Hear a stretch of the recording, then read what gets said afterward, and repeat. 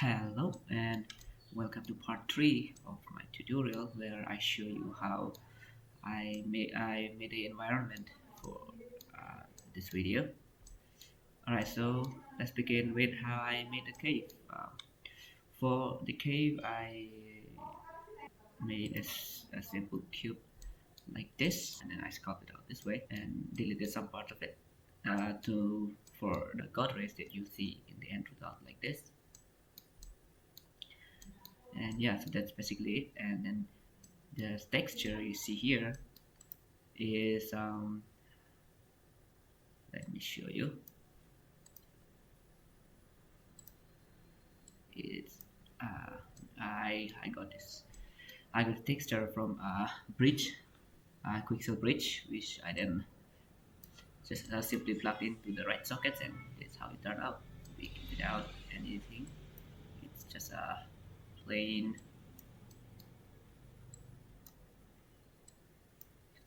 it's just a plain cube. Nothing about it, and yeah, it was quite easy. So you just have to plug in the base color like this, but as you can see the image is flat.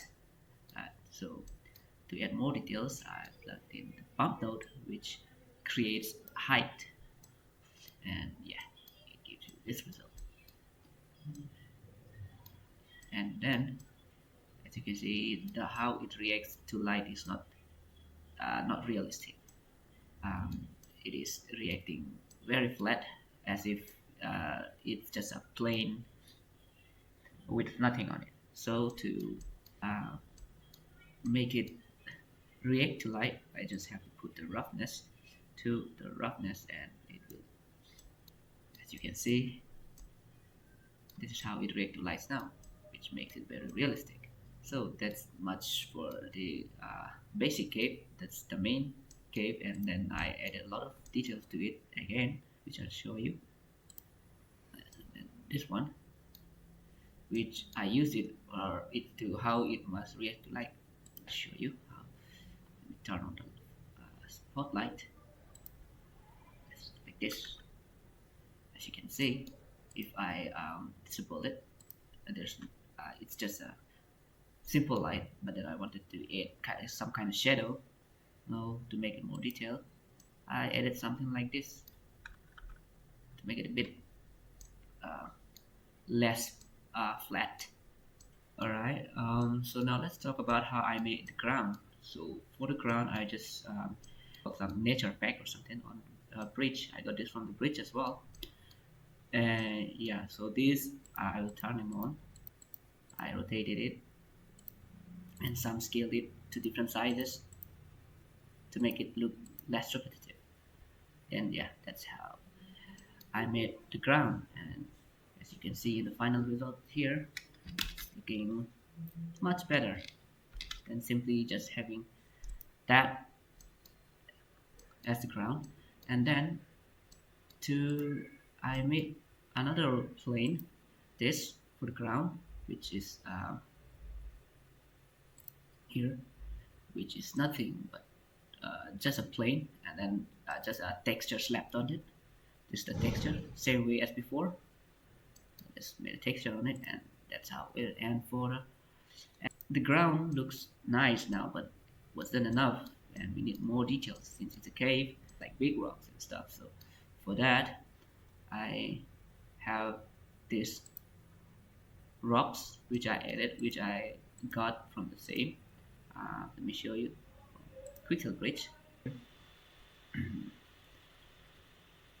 Okay, so as you can see here, they have added some new rocks, but these are some of the rocks that I use for that project. And yeah, you can get them for free as long as you have a Quixel account. And pretty much everything is free here. So if you need texture, like all of this, these are the texture I got for this project, and there are a lot of them here. I don't know which one exactly, but I got it from here for the ground and everything. So yeah, you can got it. Everything is free here. So yeah, these are the big rocks behind, as you can see. And don't worry about it. It comes with texture, of course. It won't be textured when you import them here, but you can retexture it. Everything will come with it. If once you download it, you have to just relocate the file, and you have to just, yeah, plug it in the right socket, and that's it. And for ground, I made some more details. I added some small rocks. um, yeah, here, just turn them on. It will be here somewhere. So keep adding, it will appear.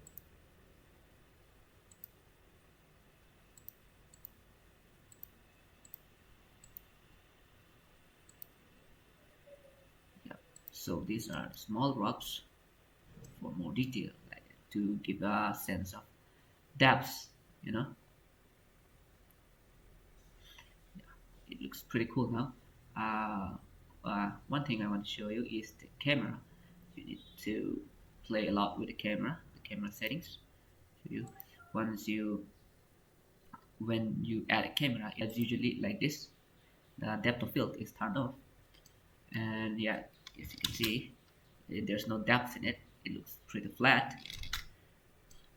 Yeah, so to make it very realistic, I played around with the focal length. Uh, when you open it, it will come with 50 millimeter, but then I actually set it to 35 millimeter because I wanted it to have a very wide picture of the scene. So I used a 35 millimeter, and then I added a depth of field, which I then retargeted. You can set it manually, like how far or which parts to blur it out. But I targeted using this tool and selecting Jumbly-A-Tone as the target, which makes it easy. Yeah, and then I played around with the f-stop, which basically means how blurred things are, as you can see right side here. So I set it somewhere around 0.2, and yeah, that's it for the environment, background, and all. But the most important thing is in doing any kind of 3D is the atmosphere. As you can see here, there's nothing here. The light just came. You can see the light is coming in, but then there's nothing reacting to it. In real world, we should see the real world has atmosphere in it, but there's no atmosphere. So to do that, to emulate that, I have this one, which is just a cube box, and if I add this, see how it changes to it. This. Yeah, now the light has something to react to, making it more cinematic and more realistic. And for that, there's nothing, but I just plugged in now, which you can search by using Shift A if you're using Blender, and type in just volume scatter, and then yeah, just plug it there.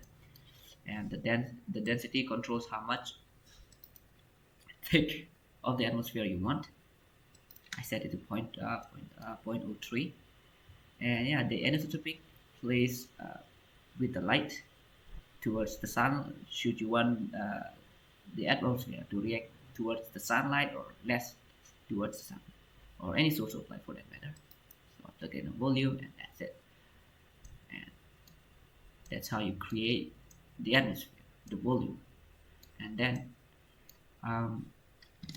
it's looking good right now, but the light just coming in here is very flat. There's almost as if it's not a cave.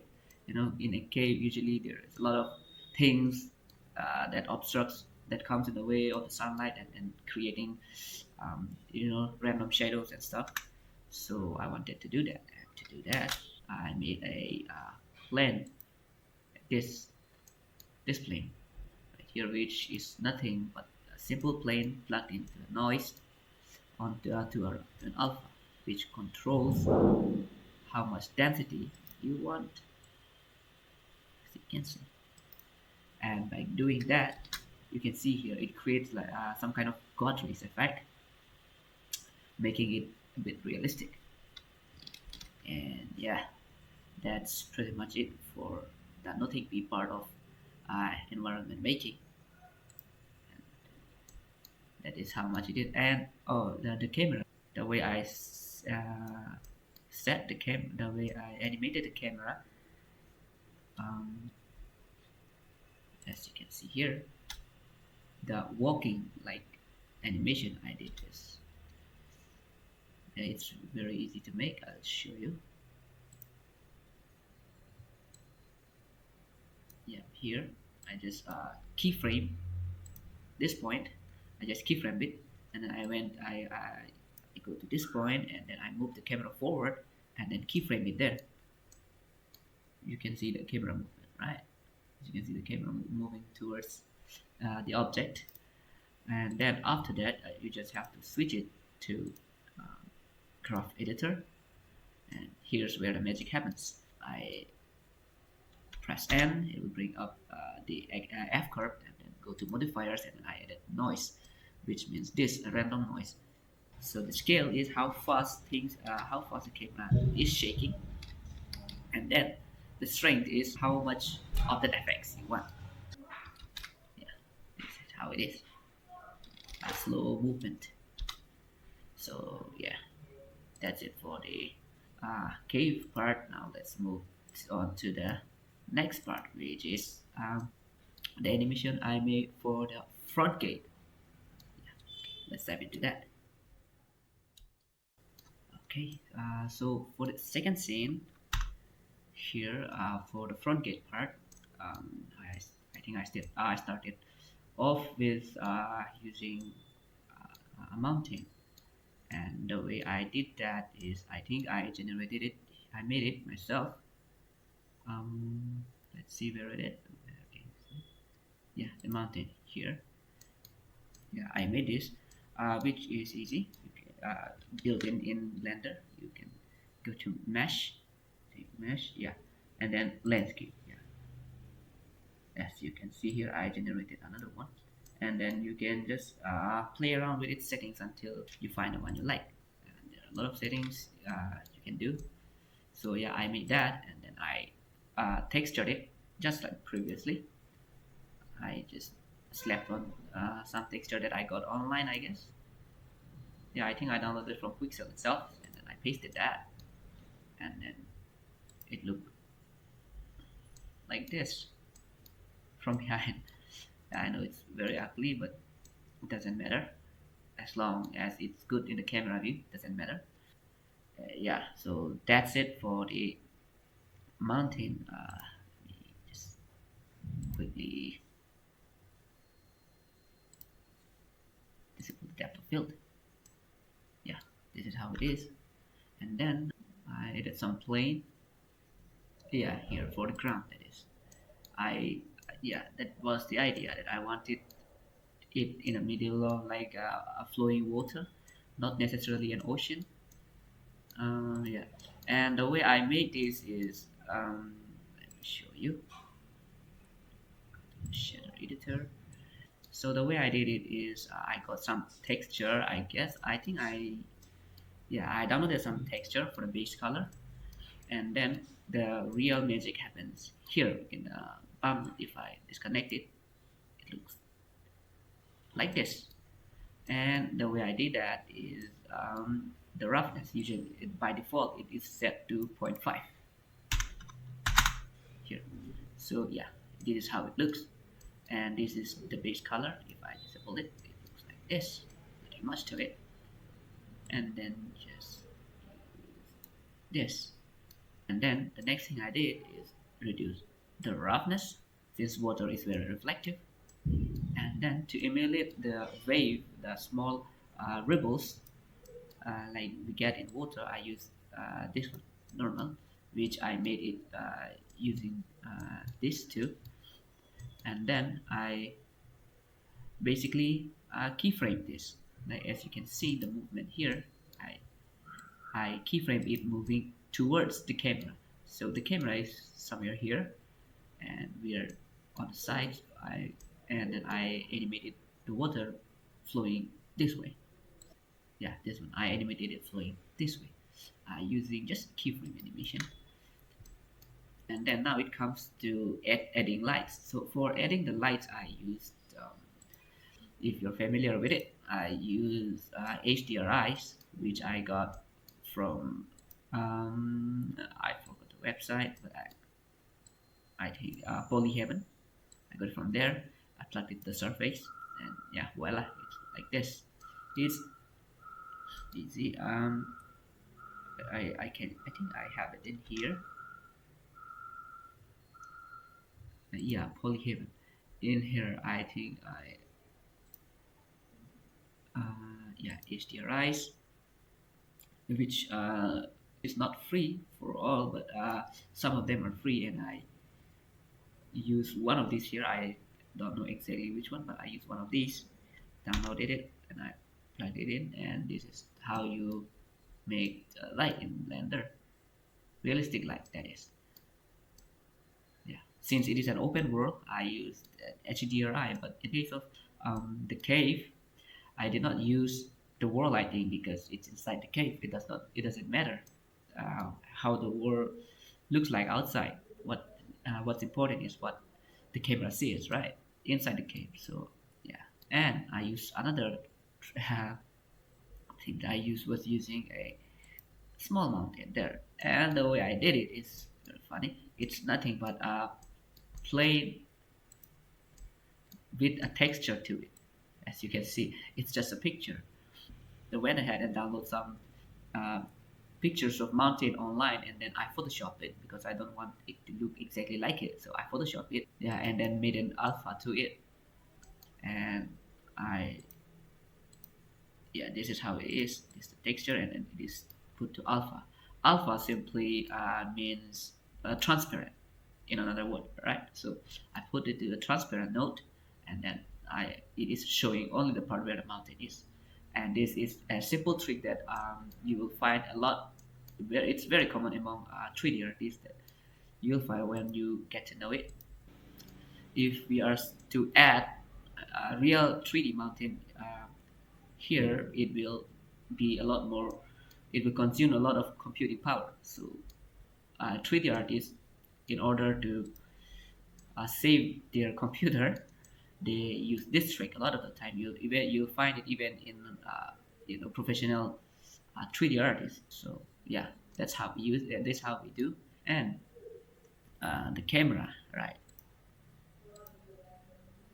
The camera is an important part. I Here is the camera, and then I added the depth of field and set the focus manually for this one, as you can see, without the depth of field here. There's no sense of far or near, and after adding it, it looks like this. And then the camera, I animated it like this, which you can do it by using Bezier curve, like this. Usually, it will be set to interpolating type linear, which means it will go to the same speed. But you can change it to interpolation Bezier, and then you can use it. You can use the curve, the handle, to do whatever movement, where part to slow down. You can manually interpret the part, and that is how I did for the camera. So I set the depth of field. Everything was okay, but there was things that are lacking. The atmosphere. After adding it, it's like this, and then mist. For that, I have another one that here I renamed it to mist. This one. This is also similar to how I usually make the atmosphere, but the only thing you have to do is you have to uh, manipulate the density using a noise here, and then I just animated it like this. By default it's like this, and then I put this one, and then I have a noise texture plugged into it. I use the color to control the density, and then I use the same color to control the emission strength. By using the slide here, you can control of its density, how big, and everything. So I set it somewhere there, and then I animated it going from right to left using this X location, as you can see if I scroll it. So yeah, I animated that, and that is how it was made. And I don't know if you noticed, but in the video you will even see a flag flying, right? So for the flag, I use a pole and then texture, which I got it online. By doing research online, I came to know that the Kirby color, yes, here, this is the picture. And then I use it and import it as an image texture. And I'll show you how to do that right now. If I shift A and image, and then image is plain, and then I located yeah, this texture, slap it here, and then if I scale it up, as you can see, here it is. And this is exactly how I did. And for the simulation, and for this simulation and the simulation part, I'll show you in a different file. Alright, so let me show you how I animated the flag. Let's just add a plane. Let's just scale it like this, and then rotate it here.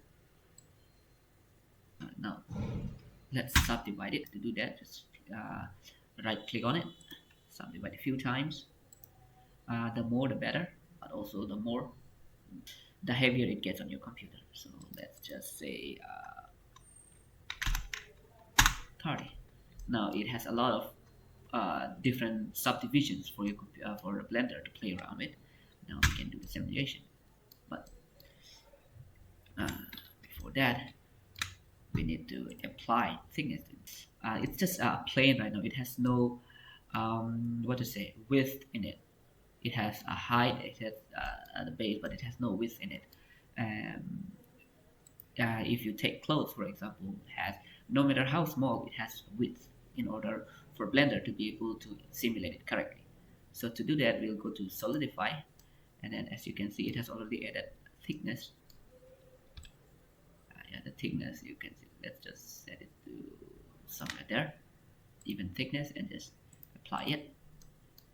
And then now the important part is that we have to as you can see right now, the scale is 1.9500 something something.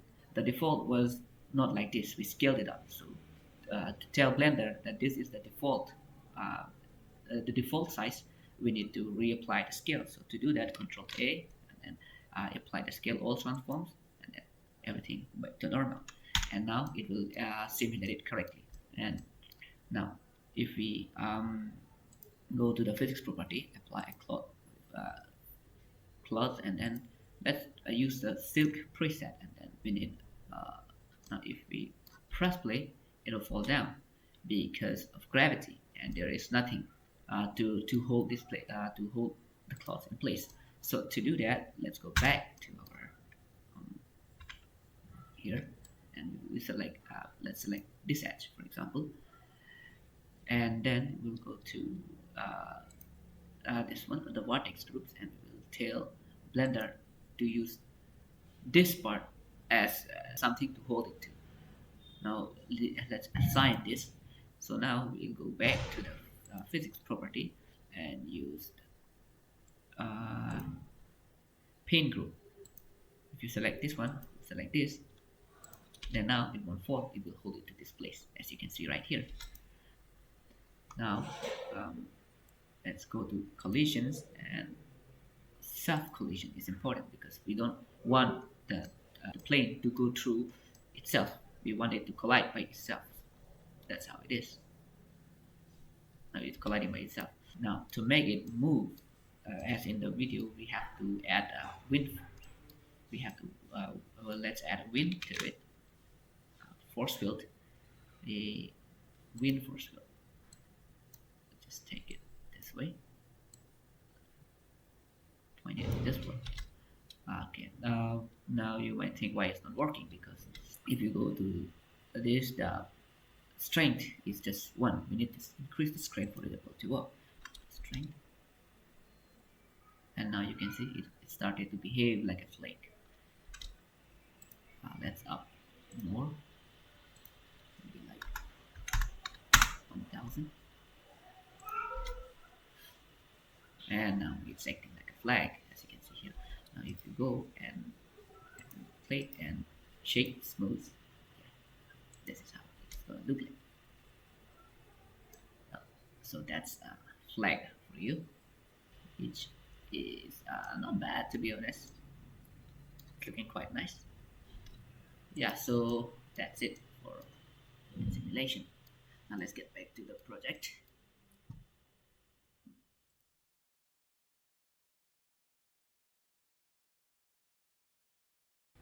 Yeah, and the way to go about making this different shots or different scene is also pretty easy. I will show you here. For example, I want another angle in here. After here, I want a different angle of the scene. Then what I would do is I would just press M to mark it here, to mark another scene, and here I will just let's add a camera. Right? Let's add a camera, and then what I would do is go here where the scene is, and then marker, um, bind camera to markers. Now what it will do is it will bind the camera at this point, and then when this scroll reaches at this point, it will change to a different scene. And you can set up the scene. For example, if I want this scene, and Control Alt 0, and then you go to camera settings, and then passport out like this, and then set your depth of field to wherever you want the focus to be on. Let's say this one, and then change, play around with this however you want it. Set it like this for now, and the blur like this. So yeah, so now you have to play like this, you do different angles. See, it's easy to make. Yeah, so that's it for the part. Okay, so now let's move on to the final scene, that is the noting part, which is going to be quite interesting. So let's get to it. Alright, okay, so we are on the last part of the video. So I went ahead and I made the land, that is this one. I sculpted uh, myself. So yeah, this is the land, and then I had a texture slap to it, just like previously. This is the texture. And for the water, like previously, I had a plane, and then yeah, the same thing. I animated the water moving forward or backward, and that's for the water. And for the for the environment, I wanted something more. So I went ahead and added some more trees to it, which I will show you here. I added a lot of trees, to be honest. So yeah, that's so yeah, I um, added some trees, placed it in different locations, scaled it, rotated it to make it random. For more details, I added more rock to it. Yeah, so that's for the this part of the scene. And for the mountain, I added this, which is very interesting. The This is an actual terrain of Carbiango, which I extracted it using the add-on I will show you here, Cheese add-on. I imported it from here. I, if you want, I can show you a different tutorial about how to do it, and then yeah, then scale it down to fit it into the project, which is this big, as you can see, which I scaled it down, and then in the camera view, it looks like this. So yeah, most of the people will not notice it, but it's an actual terrain of Carbiango map. But at this point, I was playing around with how the camera is uh, moving. I animated it, and then I wanted to show the, in a very far away from a distance. So for that, I downloaded a bridge from here, Sketchfab. If I, yeah, from here, and I downloaded one. I type bridge and search for it. And then I think this is the exact bridge that I use. This is the one, and I just imported it, and then here I duplicated it a few times to make it this long. Yeah, so this is the bridge as you see in the final video. And now it's okay, it's looking good, but then we need something for the foreground. So I used the same tree, and placed it near the camera like this to give it a sense of far, a distance, to give a sense of distance, and separates the foreground from the background and from the main subject. And there's nothing really. I just, yeah, there's no land, nothing. I just place the tree there and just in front of the camera. You won't be seeing it anyway. So, and I for the background environment, let's go to preview here for it. If I show you to the world section, this is the HDRI I got. Rotated it here in the in where I wanted to place. I rotated it in however you want. You can rotate it. Just place it. Yeah, so that's it for the lighting. And like before, the most important thing is that we have atmosphere.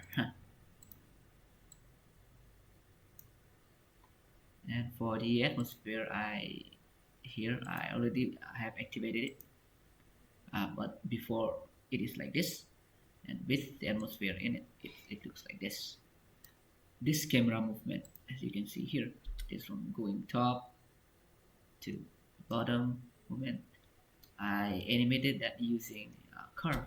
As you can see, this curve here, you can just shift A and then embed your curve. I'll show you an example.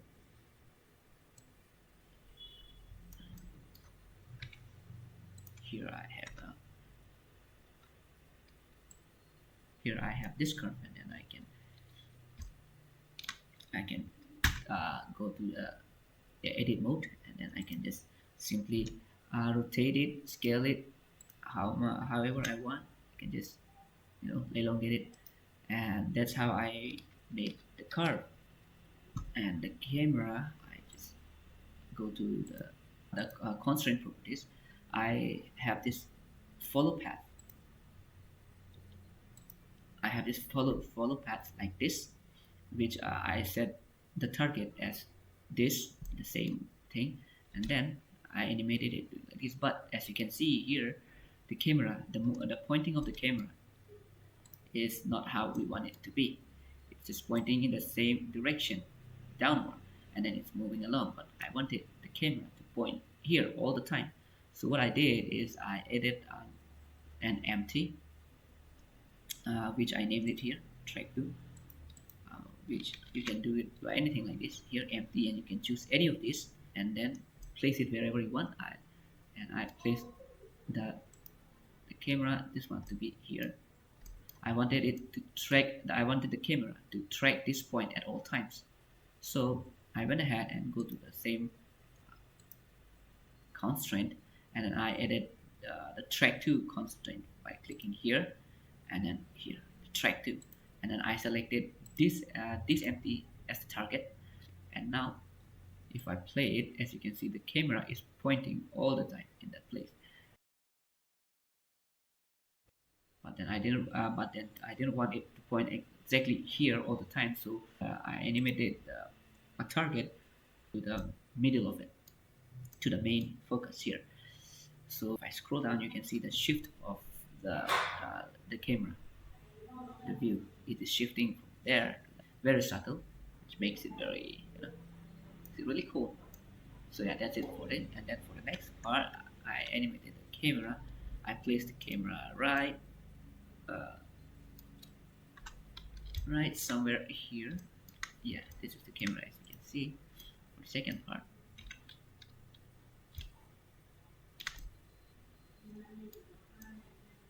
here is the camera. Then as you can see, it's good. Yeah, sorry for the background, guys. uh, it's very noisy today. So that's the camera how it's moving, and then I animated its depth of field to kind of shift the focus. As you can see in the beginning, it's very blurry.